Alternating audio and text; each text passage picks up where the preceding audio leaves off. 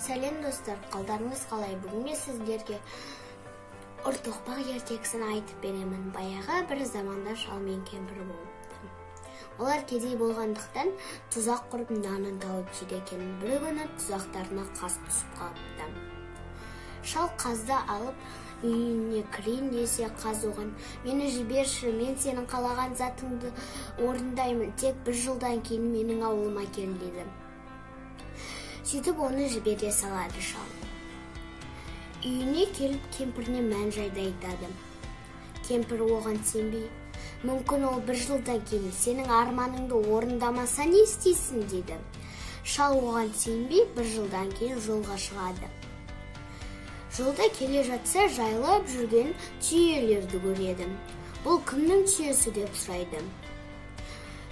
Түйеші, "Бұл Қазбайдың түйесі" дейді. "Мүмкін Қазбай әлгі қас шығар" деп ойлайды. Сөйтіп ары қарай жол тартады. Жолда келе жатса, алдына жайылып жүрген қойларды көреді. "Бұл кімнің қойы?" деп қойшыдан сұрайды. Қойшы: "Бұл Қазбайдың қойы" дейді. "Қазбайдың тағы қандай заттары бар?" дейді шал. "Қазбайдың 3 заты бар. Біріншісі, піс қазанын пістесе, қазаннан неше түрлі заттар піседі. Ал екіншісі, құс есегін құс десе, есегі алтын құсады. Үшіншісі, ұртоқпағым ұр десе, онда ұртоқпақ балаларды ұрып шығады." Шал Қазбайдың ауылына барып, одан піс қазанын пісті сұрайды.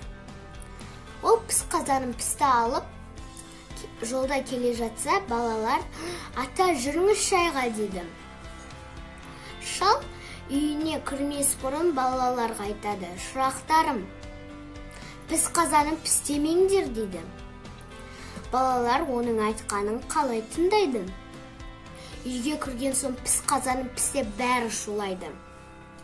Сөйтіп қазан неше түрлі тамақтар пісіреді. Балалар қазанды айырбастап алады. Шал қазанды алып үйіне келіп, піс қазанын пістесе ештеңе піспейді.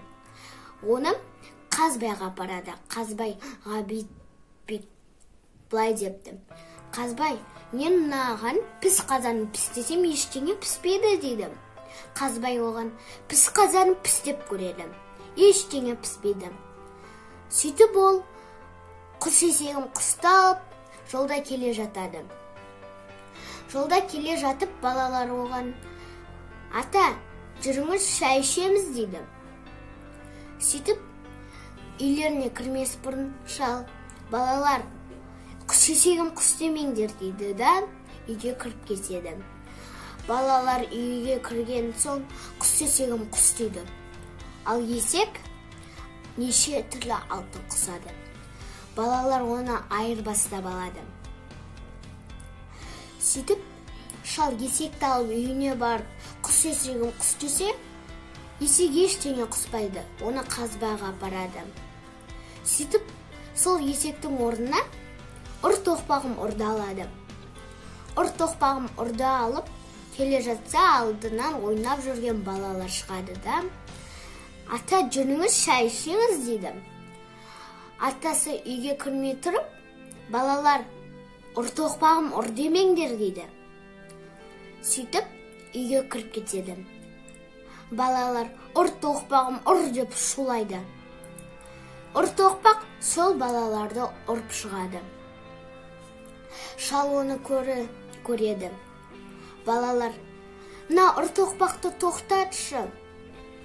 Біз сіздің қазаныңызды да, құс есегіңізді де қайтарып береміз" дейді. Сөйтіп балалар піс қазанын піс пен құс есегін құсты қайтарып береді. Шал құс есегін құс, піс қазанын піс, ұртоқпағым ұрды алып, үйіне аман-есен жетеді. Балалар, егер де бұл ертегі сендерге ұнаса, менің арнама жазылып, лайк басып, комментария жазуды ұмытпаңыздар. Сау болыңыздар.